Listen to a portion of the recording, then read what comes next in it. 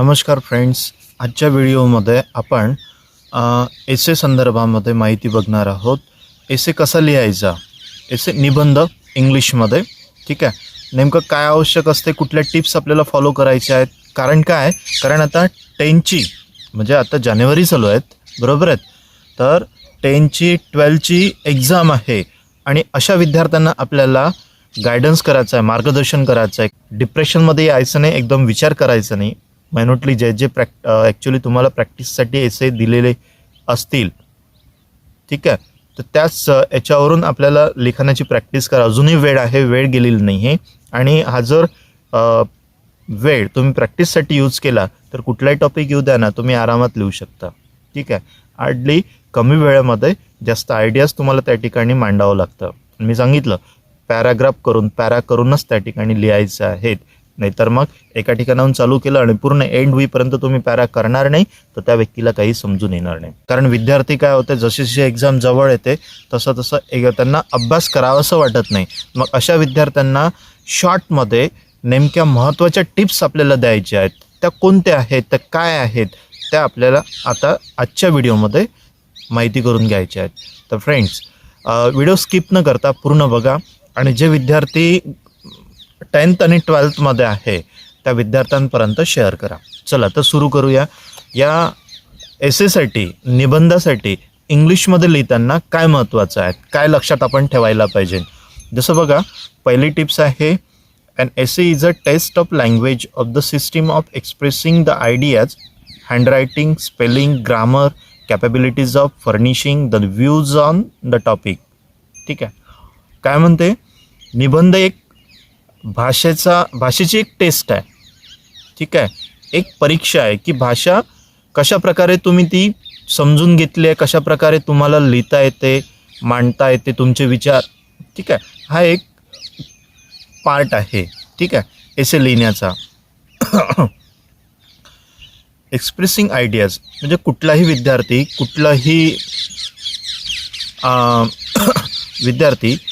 त्याची आयडियाज कशा प्रकारे तो मांडू शकतो, त्याची हँडरायटिंग कशी आहेत, स्पेलिंग, ग्रामर वगैरे ह्या साऱ्या गोष्टी चेक करण्यासाठी, त्याचं आकलन करण्यासाठी, कॉम्प्रेन्सिंग करण्यासाठी हा एक पार्ट तुम्हाला 5 मार्क्ससाठी आता दिल्या जाते.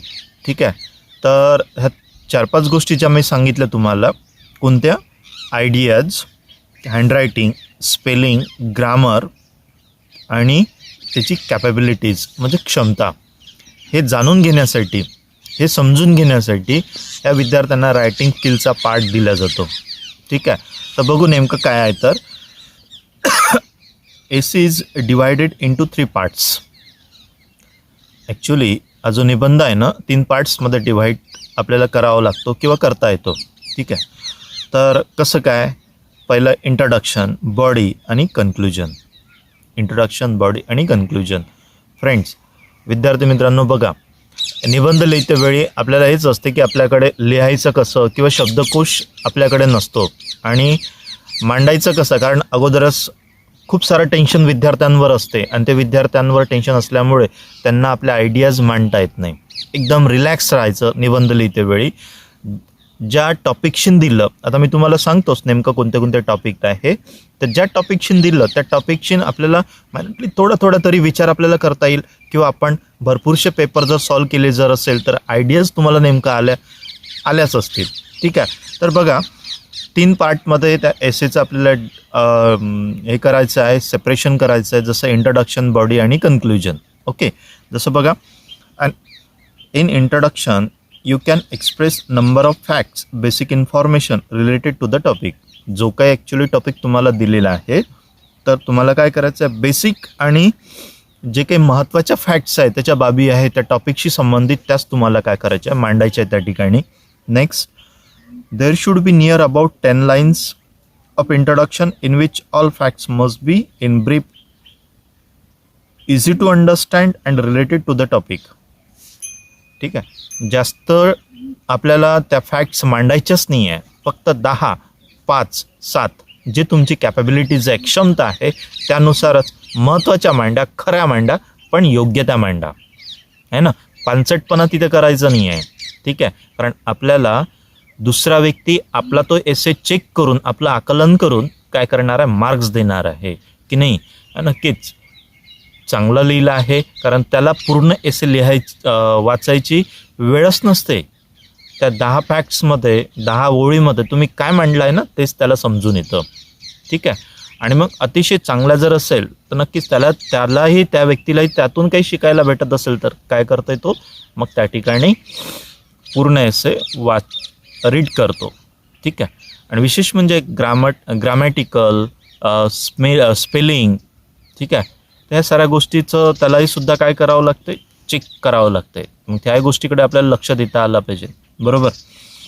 त्यानंतर body of an essay divided into 3 parts, 3 to 4 paras, and 1 para should be correlated with others so that reader can understood it properly.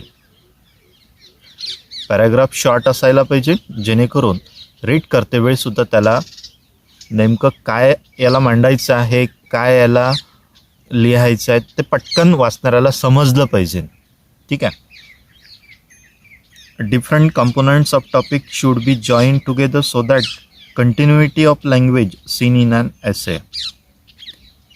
वेगवेगळे कंपोनंट्स, वेगवेगळे घटक टॉपिकशी संबंधित ते सुद्धा आपल्याला मांडायचे आहे किंवा मांडता आले पाहिजेत. ठीक आहे.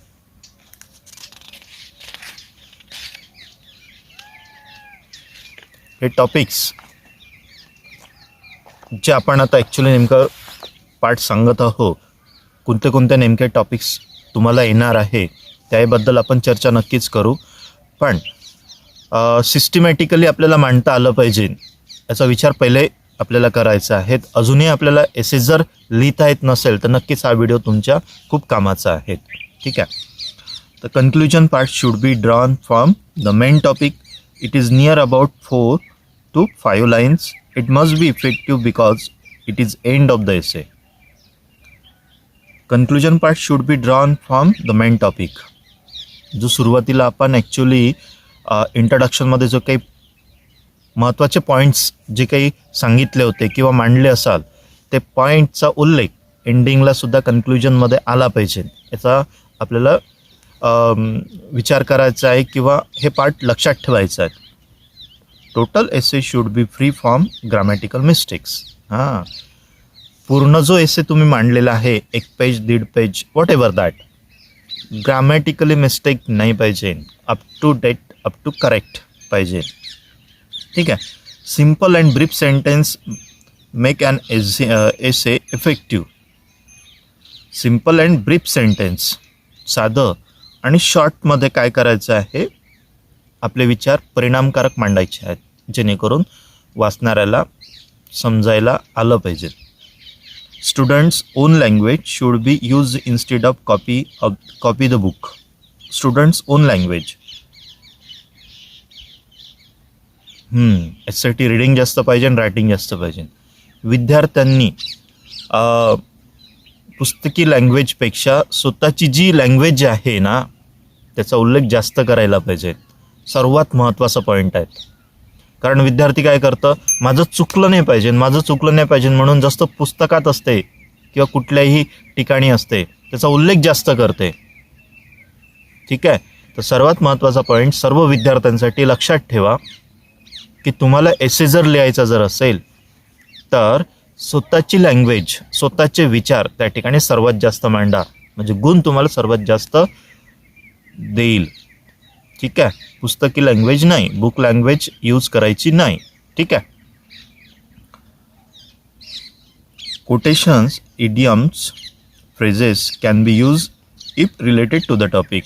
जे काही तुम्हाला मनी किंवा कुठल्या घोषणा त्याच्यानंतर वाक्यप्रचार जर तुम्हाला टॉपिक संबंधित जर माहीत असेल तर नक्कीच त्याचा उपयोग करा. त्याला हायलाईट करा, ब्रॅकेट द्या, सेमिकॉलन द्या. ठीक आहे. By using these 10 tips anyone can write good essay. जर या तुम्ही ज्या सांगितलेल्या आजच्या 10 टिप्स मी तुम्हाला ज्या सांगितल्या ह्या जर तुम्ही नक्की वापरल्या ना तर नक्कीच तुम्हाला आउट ऑफ मार्क्स नक्कीच मिळेल. ठीक आहे. तर असो, कारण कोणी एवढं परफेक्शन नसतंय, पण परफेक्ट बनायचा प्रयत्न आपण करू शकतो. ठीक आहे. तर ह्याच्या ॲक्च्युली जो व्हिडिओ तुम्ही बघत आहेत एका गरजू विद्यार्थीपर्यंत जर पोहोचवला तर नक्कीच काय होईल, त्याला शिकता येईल, त्याला समजून घेता येईल, येणाऱ्या या एक्झामसाठी त्याला कामाचा ठरेल. तर नक्कीच हा जो व्हिडिओ बघणाऱ्यांना माझा रिक्वेस्ट आहे की गरजू व्यक्तीपर्यंत शेअर करा, लाईक करा, कमेंट्स करा, सबस्क्राईब करा नवीन जर असाल तर. ठीक आहे. कारण आता एक्झामशी रिलेटेड नवीन व्हिडिओ नक्कीच आपण घेऊन येणार आहोत. ठीक आहे. तर आता नेमकं हे टिप्स तुम्हाला सांगितलं. आता बघा कुठले कुठले टॉपिक्सवर येते ते पण सांगतोय. जसं फेस्टिवल्स किंवा सेलिब्रेशनवर येतं. त्यानंतर सायंटिफिक पार्टवर येतं, नेचरवर येते,